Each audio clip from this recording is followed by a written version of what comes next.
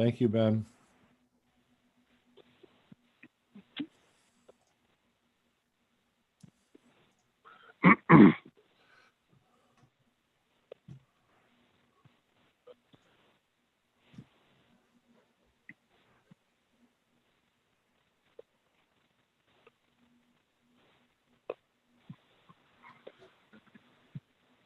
Hello, Randy. Are you still there? Yeah, I am, Kerry. Okay. Everything went quiet. So No, we're still here. Topeka just got here.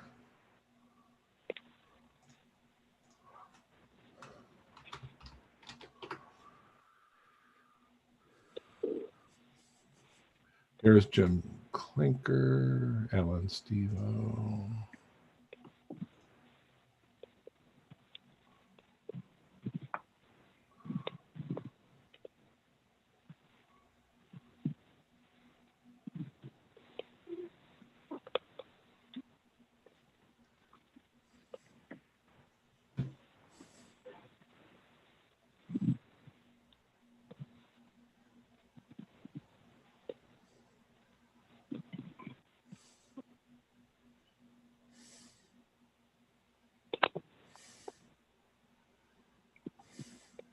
Is Dexter on yet, Randy?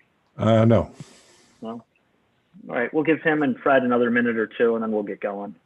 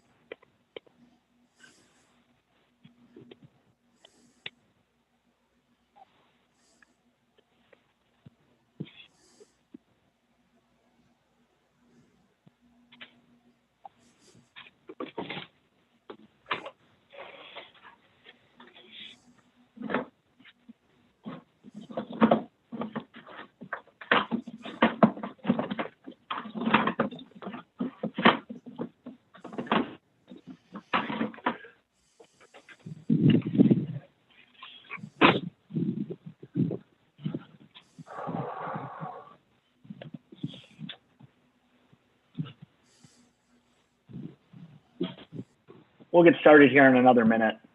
At 6:04, we'll get going.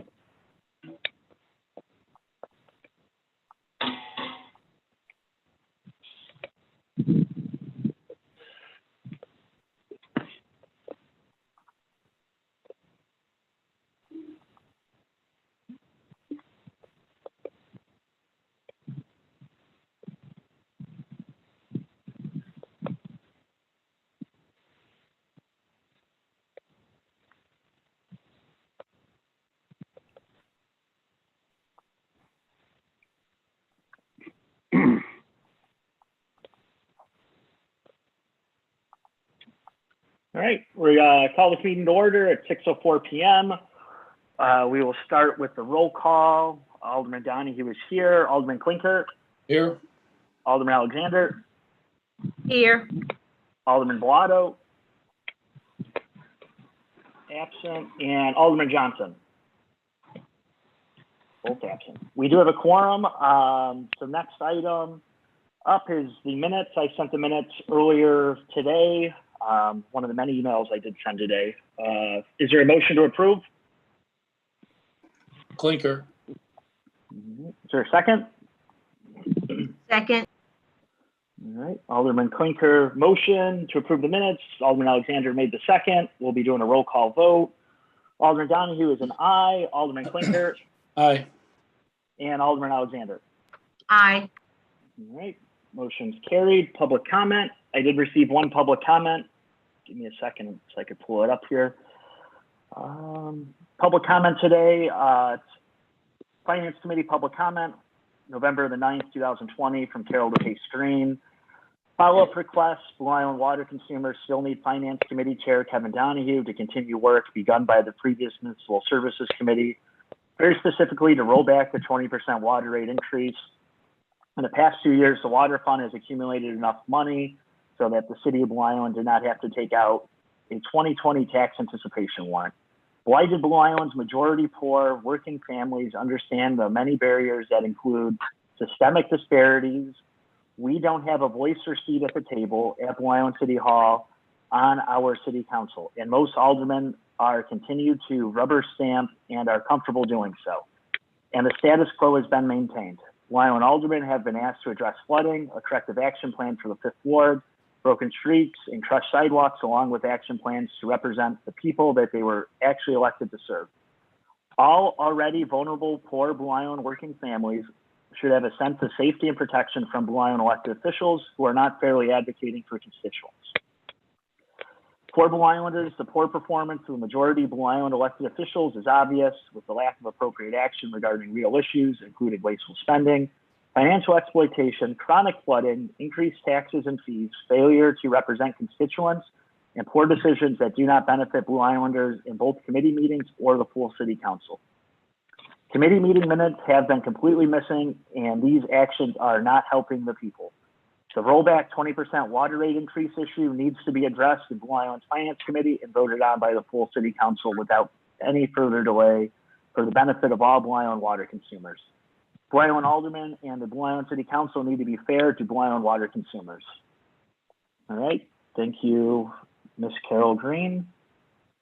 We'll be moving on. Next item up is payroll. For the week ending October the 30th, 2020, it was in the amount of $387,833.88. Is there a motion to approve the payroll? Make a motion. Is there a second? Sure, Klinker. All right, Alderman Klinker. Are there any questions? All right, seeing none, we'll do a roll call vote. Alderman Donahue is an aye. Alderman Klinker. Aye. And Alderman Alexander. Aye. All right, great, motion's carried. Next, we have accounts payable. It's for November the 11th, 2020, Veterans Day. It's in the amount of $364,882.42. Is there a motion to approve? I'll make a motion. Is there a second? Second. All right. Are there any questions? Yeah, I have a question. Sure, go So ahead. on page 1 under AT&T, we're still paying out $22,406.07. And if you go to page 5, Lingo, who we, I believe, switched to, is $1,217.90. I thought our AT&T bill was going to drop drastically, and we were paying Lingo to do the phone service. Yeah, so we still have a request out to Paul actually to give us an update on that, because I have a question. I had a question about that as well in regards to the status of our bill declining, because he mentioned to me that October is when we would see the decline. And I know that there were some issues in regards to getting some of the phone lines carried over, and I don't think that that has happened yet. But I have a pending request out to Paul. I think it's probably like 2 weeks old, when we were asking him questions about this bill. Okay. So I don't have an update as of today as to, you know, when we can actually expect to see the decline, like a really drilled down date. Okay, thank you. Like I said, maybe, I don't know if you can try again, Topeka, or whoever else can get a hold of Paul and get something done, because we approved this a while ago, and we're trying to make savings here and, cut money and save money where we can. And if it's him slowing it down, that's ridiculous. So what I'll do is, Alderman Klinker, I'll actually just follow up with him, and I'll tell him that the board members are now actually inquiring as well, and that he needs to give us an answer. And hopefully that'll kind of prompt him to give us something sooner than later. Okay, thank you. You're welcome. That's all I have. All right, any other questions? I have one. Topeka, do you know what kind of fence Marisol purchased, and what was that for? I'm sorry, what did you say? On page 5, it says for Marisol Barrera, metal fence, Menards purchase. I'm just curious Yes, if you don't mind, I could dig back into my email for that.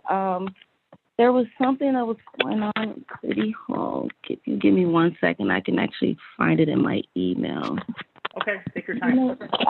I have the invoices here too. Yeah, if you give me a second to circle back to it, I have the information here. I just got to dig it out. Sure. And then I think I sent the email to everyone about Robinson, about why that one was a little higher. Just wanted to go over that in case anyone had any questions, because I had someone asked a question about that yesterday. But I think Topeka explained it really well about that they were holding on to some of their invoices, and we just had some back office issues on our own end too. But it looks like that's all cleared up now, and we'll be getting these paid up shortly. Yes, that's correct, Alderman.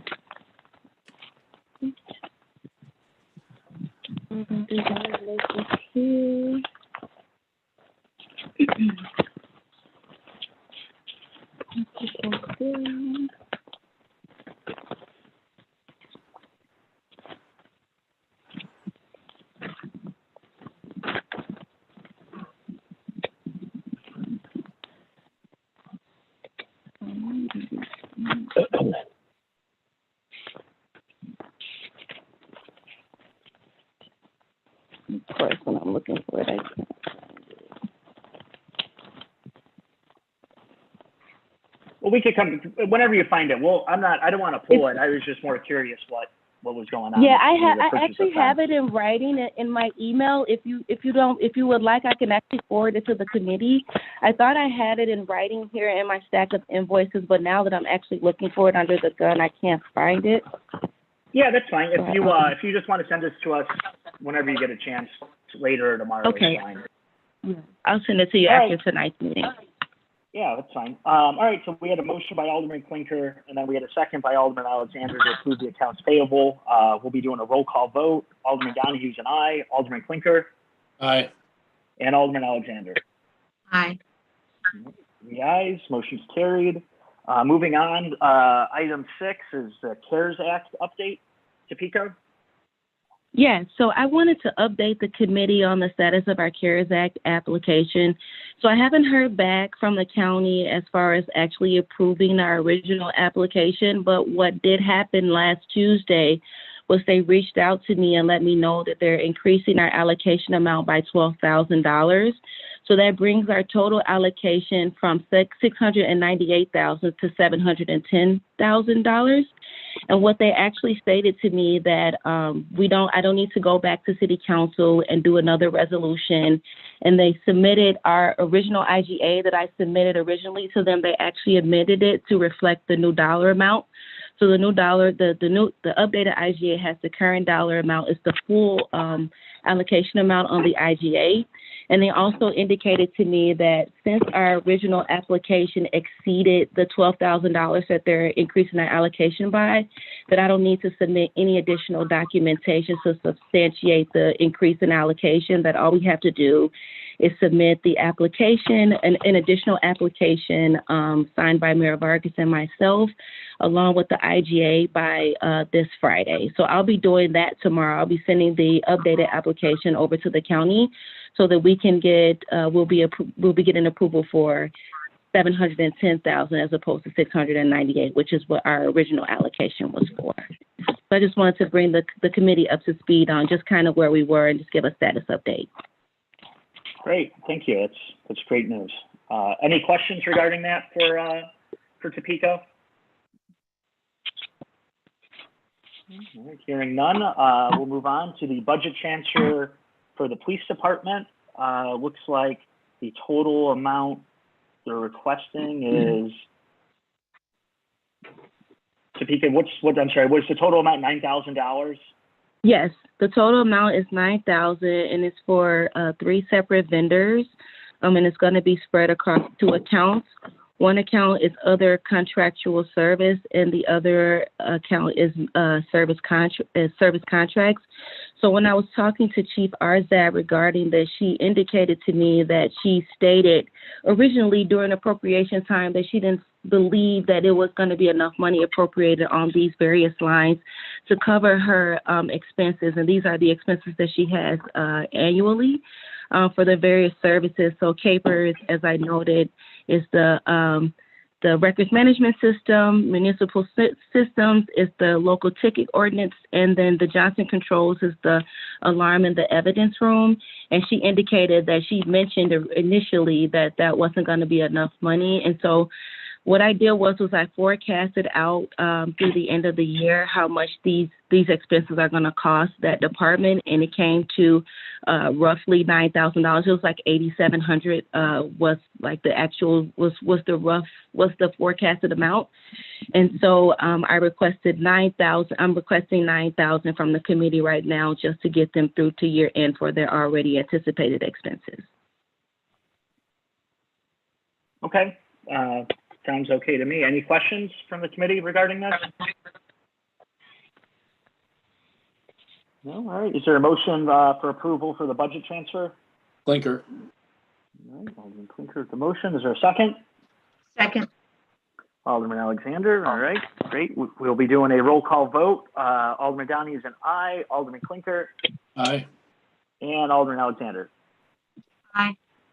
All right, 3 ayes. The ayes have it. Motion's carried. Thank you to Pika for bringing that here.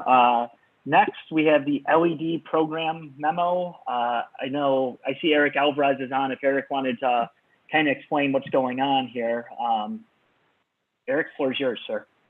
Yep, thank you, Alderman Donahue. So what we have, we're calling this our LED lighting program update. We've been working with ComEd's energy efficiency partner. His name is called Elevate Energy, in Cook County Community Development Block Grant on a project to update the city's streetlights. We are considering this project in 2 phases. The first phase, which is what we're talking about now, is about 400 streetlights in a combination of parking lot lights and regular residential streetlights. It's basically the east and west side of the cities and then all the city parking lots. So Elevate Energy put out a request for quotations on the city's behalf to replace these lights with modern LED lights. Right now they're high intensity discharge, high pressure sodium and metal halide lights, and these are the new lights will be more efficient, more energy efficient, and produce better, more focused lighting. So I guess one thing that Public Works also wanted to make sure that I brought up with everybody is that, so everybody knows, I don't know if any of you all have noticed the ComEd lights that are slowly being switched out, or maybe you've been driving around and you've noticed that, in the alleys, that a lot of the lights have gone from a kind of orange glow to a more bluish white light. And with this project, you'd notice a similar difference. So just so you know, it's not that lighting color is just from the different light source. It's a product of the different light source, and the light will actually typically you get more light for less watts and better focused with an LED light. So they're easier for Public Works to maintain. They're much more energy efficient, which saves the city a lot of money, and they deliver a better light, which is better for public safety because it actually allows emergency officials to accurately judge colors. So that was one thing Public Works wanted to make sure I brought up with you all. That was also the RFQ process. We got back, I think, a total of 4. Yeah, we got 4 responses back to our RFQ. The low bidder was H&H. They're an electrical contracting company that we've done lots of work with in the past. I think they gave us a good price, which is very much in line with what we were expecting. And what I was hoping to do with you all today is just kind of review those prices and where this funding would come from and what the expected energy savings would be. Okay, so go ahead, keep going, Eric. Okay, great. So these funds, these streetlights are eligible from a combination of either, if they don't apply to any funding district, they come from the general fund. But otherwise, there's also lights that are from TIF 5 and lights that are part of in the parking lot lights, which are available for the parking lot funding. So so if we were to use the maximum amount of parking lot funding and maximum amount of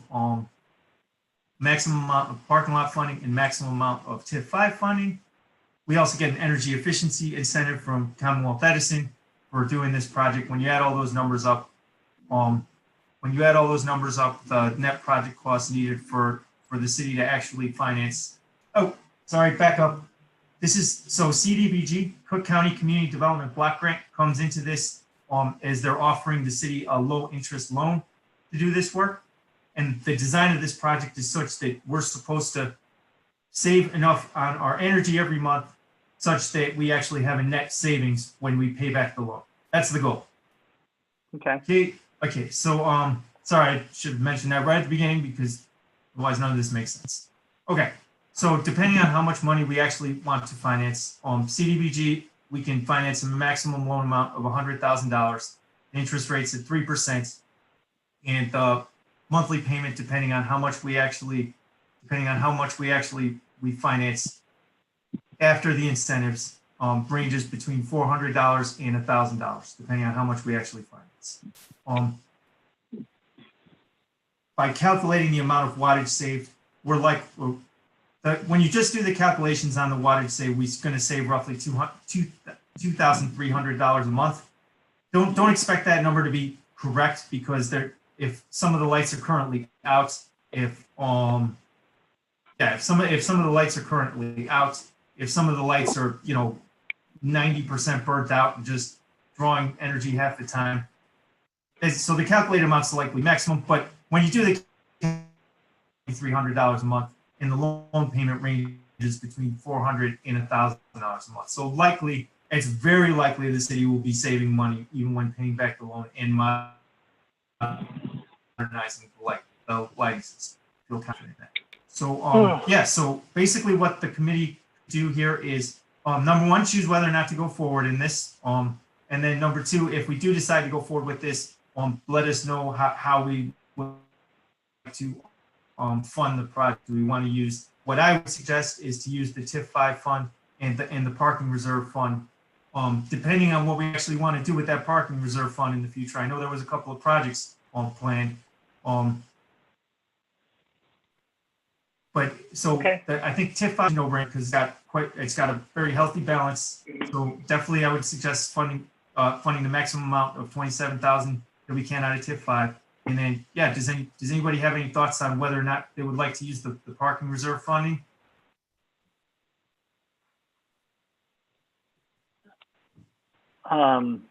Just one question. TIF 5, what area is that for TIF 5? I can't remember. Topeka TIF 5. That was Alderman Alexander. I'm sorry, Alderman Alexander. TIF 5 basically is designed around the two main bridges over the CalSag that Blue Island owns. So it's kind of centered on the CalSag channel, and I think that the name of the neighborhood is kind of the east side, but it's sort of centered around the CalSag channel and encompasses like just north and just south of the CalSag channel, basically centered around Division Street and Chatham Street. Eric, this is Kerry. Is this project citywide, or is it just limited to the district TIF 5 or areas contiguous to it? Okay. So this project ultimately will be citywide. What we're focusing on right now is the parking lots in the east and west side of the city.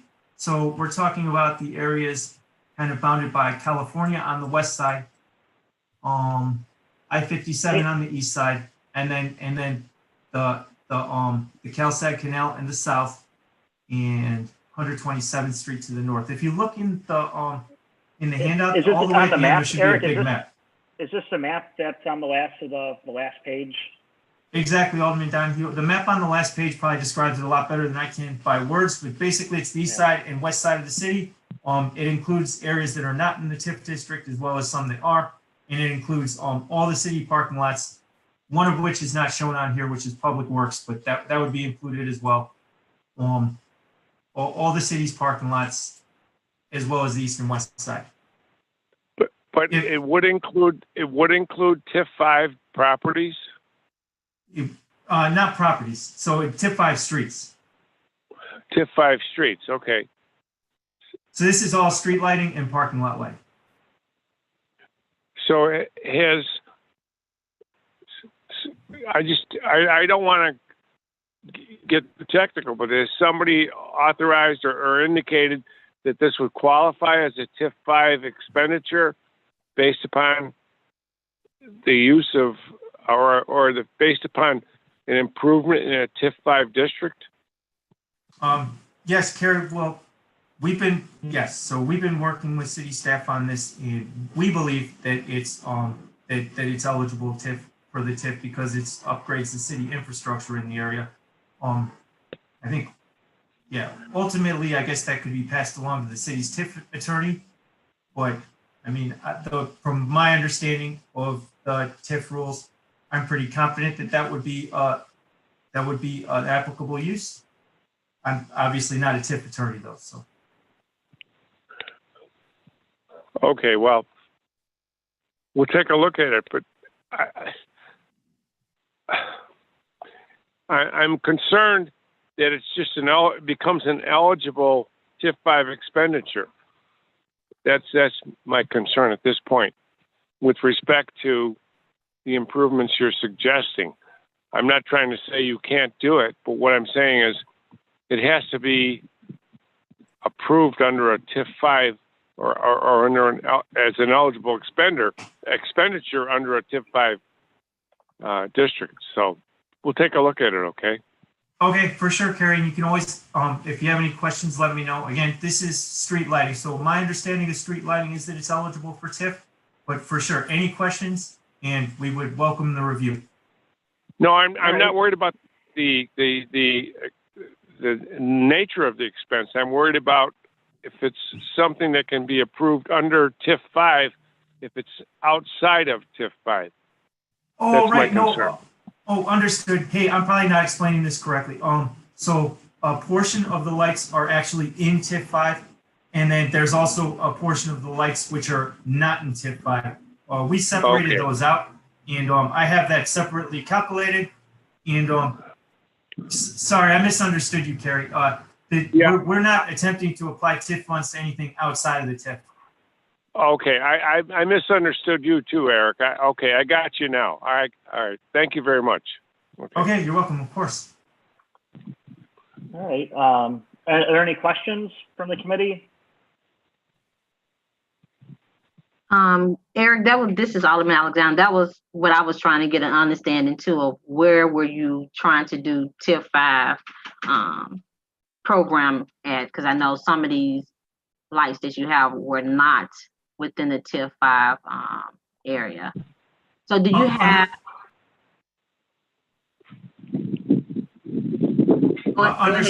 Sorry, Alderman Alexander, I did not mean to cut you off there.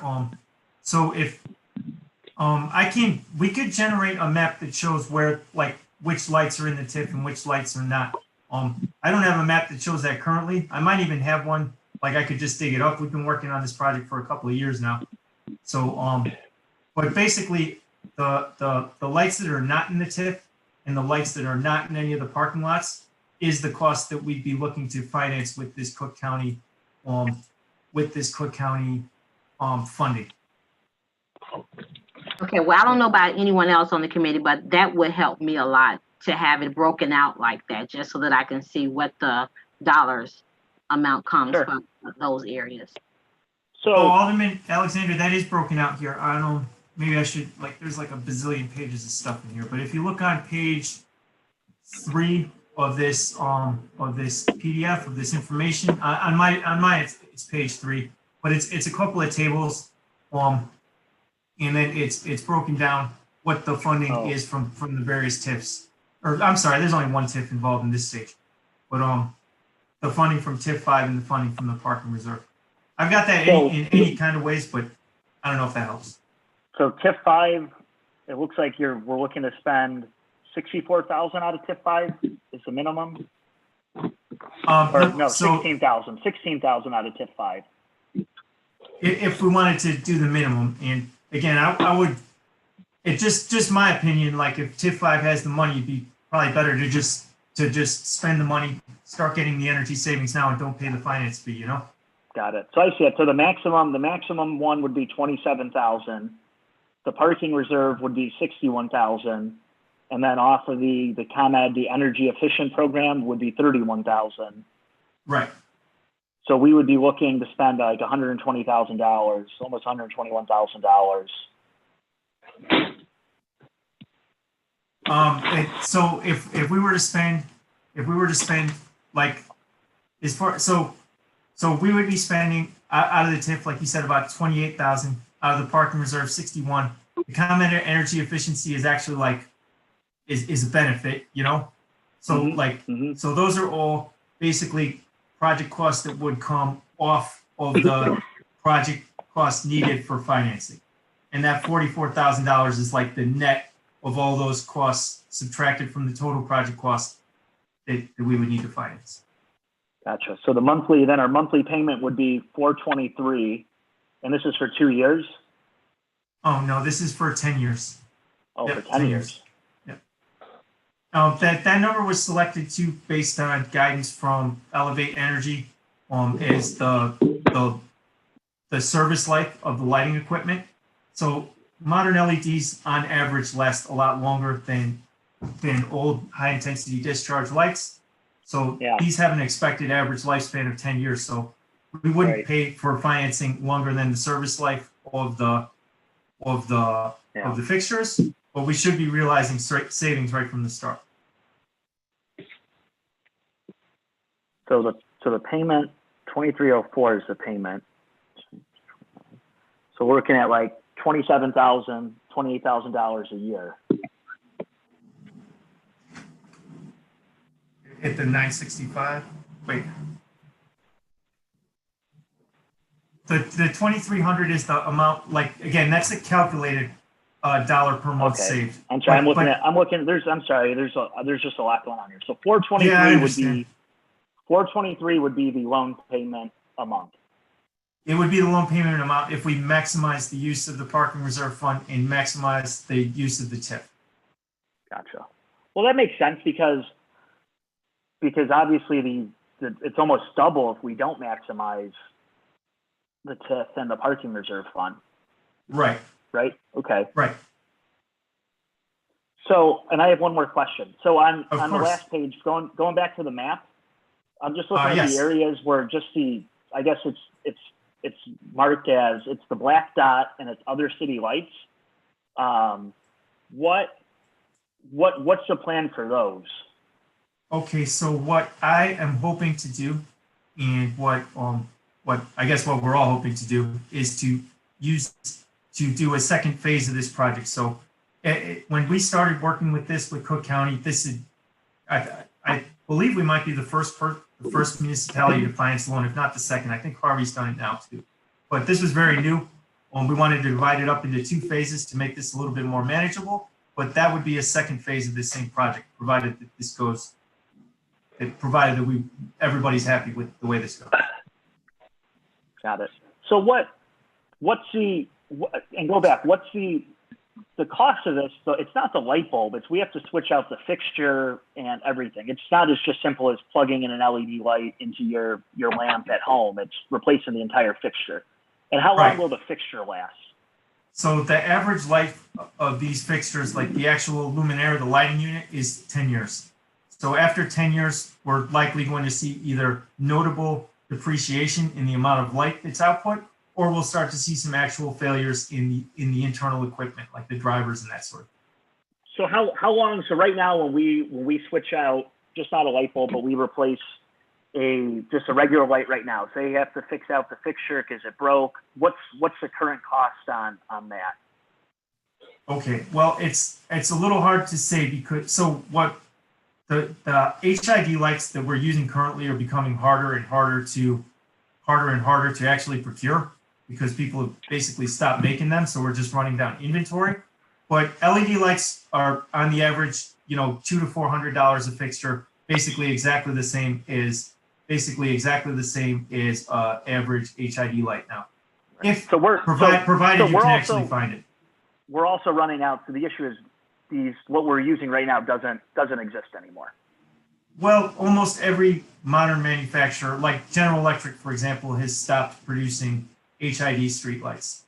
Right. So So no matter what, if we're going to switch, we're going to have to make a switch eventually because it's what we're using is obsolete or eventually going to be obsolete here shortly.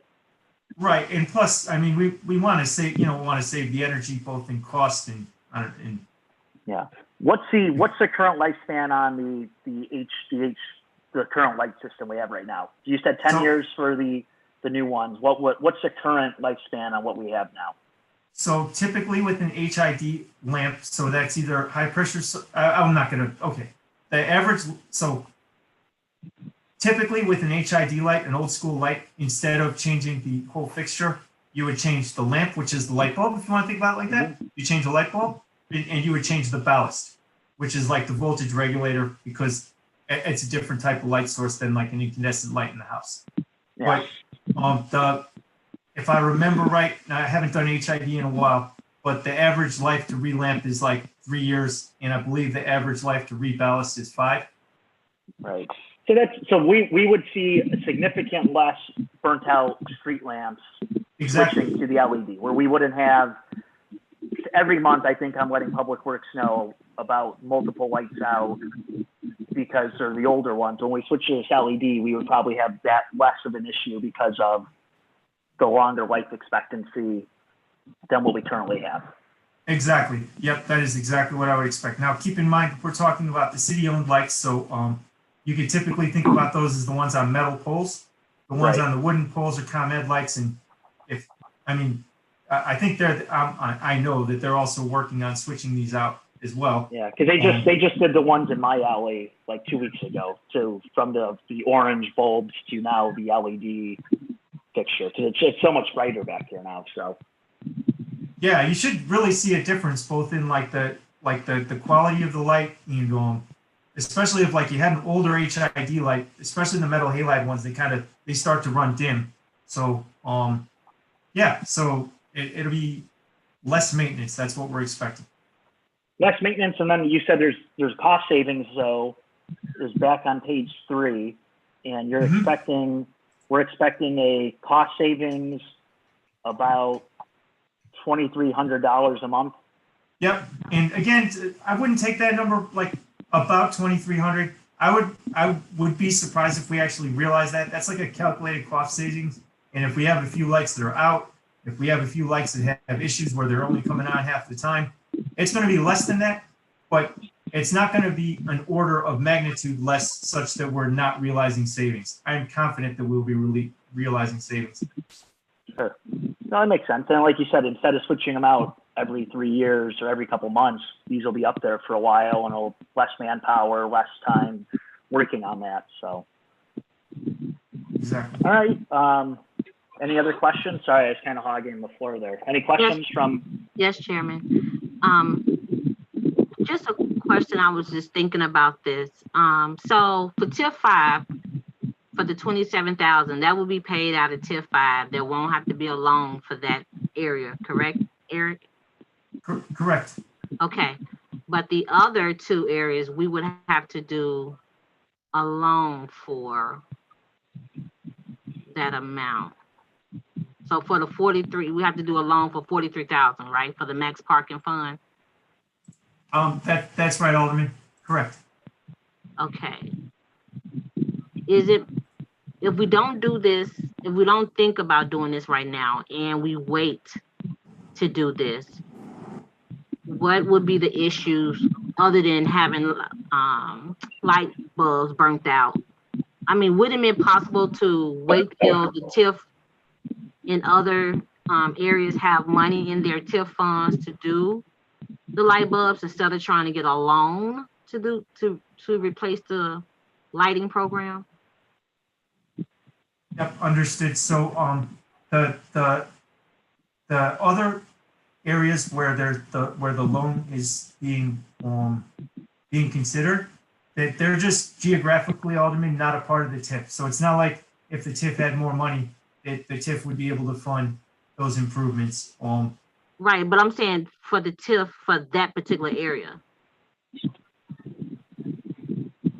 So the other locations outside of TIF 5, they have to be in another TIF area, right? Oh, no, No. so only parts of the city, Alderman, are part of a TIF district, that's so tax increment financing. And, the whole city isn't covered by TIF districts. So Alderman Alexander, so like where I live, my area is not covered by a TIF, and I believe the area by City Hall is not covered by a TIF either.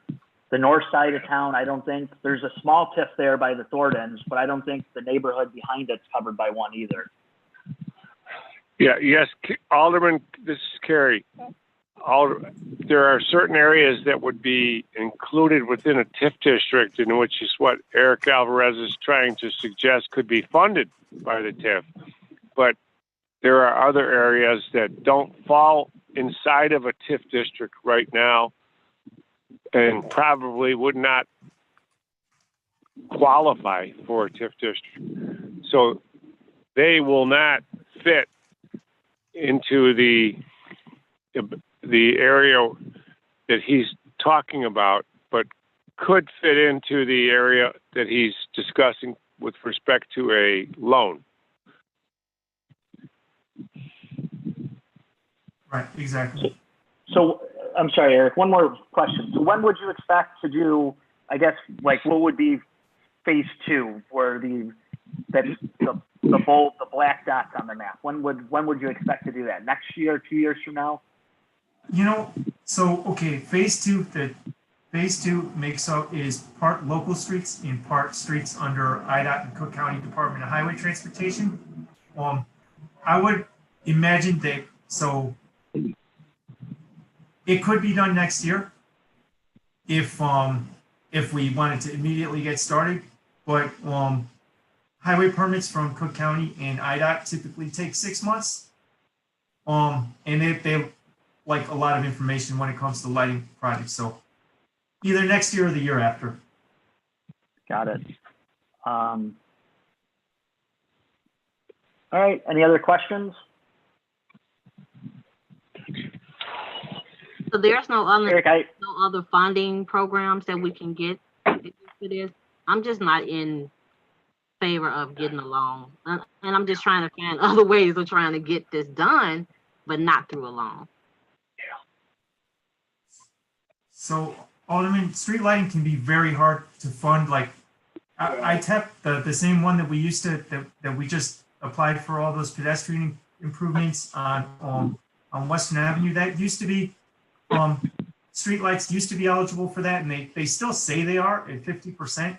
But our experience with ITEP is that you might as well just not even apply if you want to try street lights. So that I know of, other than, you know, like local funding districts, like the business development district or a TIF district, that I know of, like federal and state programs for energy efficiency. Now, keep in mind, we're getting an energy efficiency grant from the federal government. It's called the ComEd Energy Efficiency Grant, but it's actually federal money that ComEd administrates. So we are getting a federal subsidy to do this, but as far as like grant funding or something like that to do street lighting, it's just, there just really isn't much.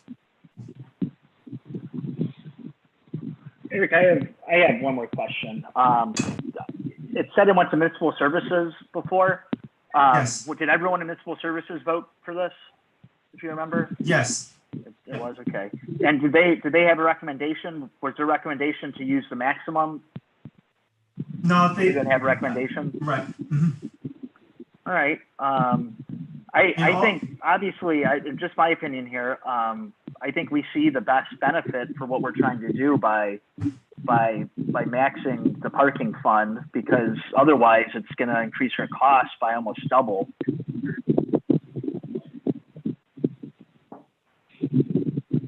So, are there any more questions? Hey, Alderman Donahue, one note. Sure. So what I was hoping to do with this was, number one, to bring it with to have a chance to explain it to y'all, because it's complicated and it's tons of information. But I was also hoping y'all could like review it. And I mean, there's no reason y'all have to give me a direction today on which way we want to go or anything like that. And if like you had any more questions, I know Alderman Alexander, it sounds like it would be handy if we were to get you at the very least a TIF map. Hopefully I have a TIF map where it shows these lights kind of overlaid, but if y'all wanted to take this and then I come back before before the end of the month city council meeting where we're hoping to have this approved. Like, I would be happy to do that. I don't want you to make complicated decisions on the fly. Yeah, I think that's a good idea. Because we have one more meeting before the end of the month. So, because I think there's probably, because I bet Alderman Bilotto and Johnson will probably have some more questions too. So, Sure. I think probably the best bet maybe to table this until next time, since we do have a little bit of time. So, is there a motion to table? Klinker. Okay, all right. Is there a second? This is the table, correct, Kevin? I'm This sorry. is correct. This is the table for our next meeting so we could get some more information. Okay, yes, I'll second. All right. We had a motion to table and a second to table. We'll do a roll call vote. Alderman Donahue is an aye. Alderman Klinker Aye. and Alderman Alexander. Aye. All right. Thank you, Eric. That was informative. I look forward. Can you make sure you send that to everyone though, the maps and whatever other information you have? Yep, for sure. Great. Thank you so much. Eric, you're up again. We have next payout recommendation for Edison and Francisco Avenue street resurfacing. Okay, for sure. This is the last invoice from Lindahl Brothers for the project that they did over the summer, which was the cement stabilization and repaving at Edison and Francisco. We did a punch list inspection with the inspecting engineer in Public Works. Lindahl completed all the work that we had asked them to do in the inspection, and we re-reviewed it. We reviewed their quantities. Also taking into account, we wanted to make sure that the city did not pay for the leveling binder layer that did not stick, that did not adhere. So we made sure that that was not included, and the city did not pay for that, nor did they charge us for the removal. But yeah, in the end, I think we got a good project out of it, and that's about it. Came in under budget and on time.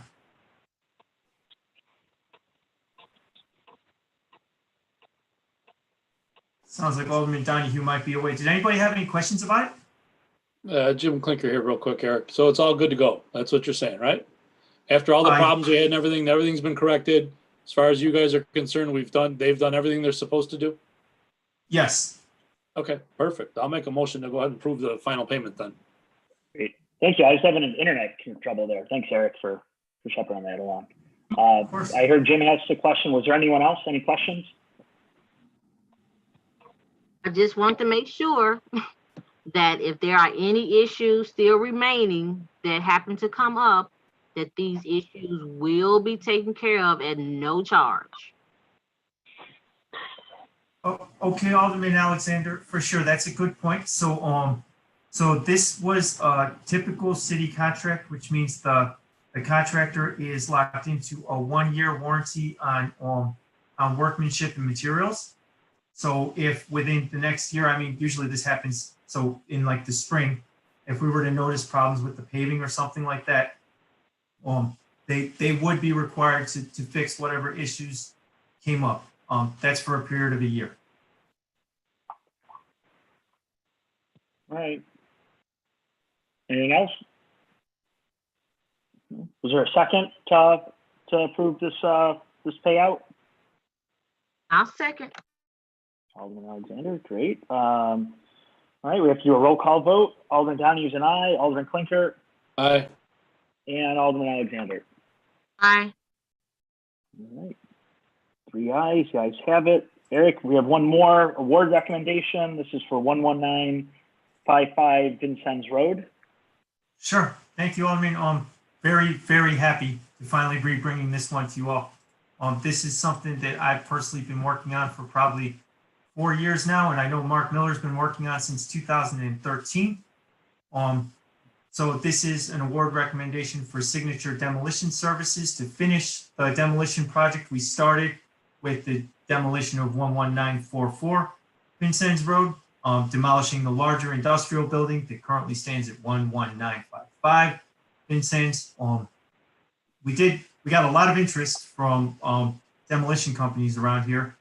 Unfortunately, the lowest bidder withdrew their bid due to an error in their estimate.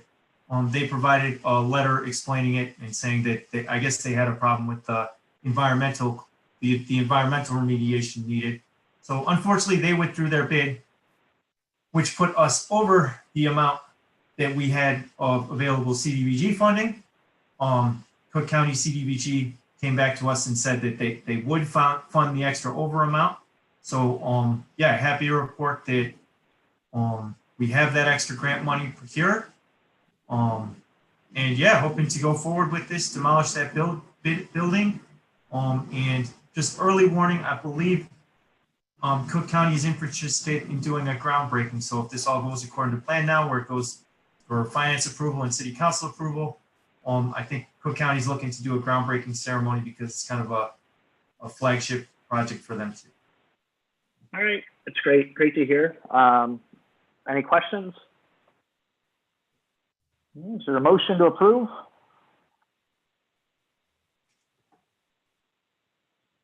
Klinker. Make them.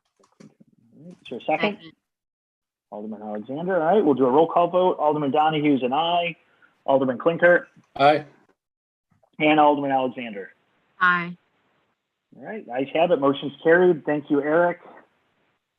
Great. Thank you, everybody. All right. Moving on. Any aldermanic comments and concerns before we adjourn? Committee, I just had one thing that I wanted to state, Chairman, if I may. I know there was a question about, I know there was a question about Lingo and AT&T, but we did last week, we received a refund check from AT&T and it was around $900. So we are starting to see some funds coming in as is relates to our Lingo contract and unloading the phone lines from AT&T. And I just remembered that as we were going through the conversation, I just wanted to let the committee know that we did receive a refund check last week from AT&T. All right, great. Anything else? Anyone from the committee? Any questions, comments, concerns? Yes, I know our next meeting is November 23rd, but I wanted to ask Topeka to let us know when she does hear back from Paul to please send us an email letting us know that she did talk with him and give us more understanding of the Lingo contract before our next. Okay, no problem. As soon as I hear back from him, I'll follow up with the committee. All right. Anything else? If not, is there a motion to adjourn? I'll make a motion. All right. Is there a second? Second. Great. All right. Motion and a second. We'll be doing a roll call vote. Alderman Donahue's an aye. Alderman Klinker. Aye. And Alderman Alexander. Aye. All right. We are adjourned at 6:53 p.m. We'll see everyone on the 23rd at 6 p.m. Have a good night. Good night, everybody.